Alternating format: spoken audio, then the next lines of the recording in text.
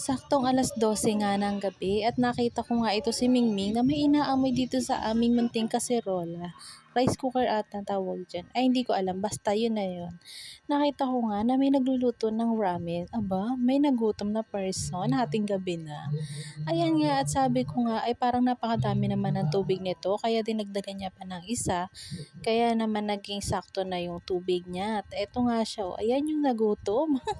Hubad na hubad ka pa dyan ah. Sige lang. Cravings nga niya ay ramen, kaya naman buti na nga lang at meron kaming stock nito sa bahay palagi kasi nga napakadali nitong lutuin at minsan ito na rin ang kinakain ng aking mga anak sa umaga bago pumasok sa eskwelahan. Kaya naman napakalaking tulong talaga ng mga instant food na tulad ng ganyan, yung mga madaling lutuin para sa ating mga nanay na minsan ay nawawalan na rin talaga ng maisip kung ano ang iuulam natin for today's video, 'di ba? Ganun.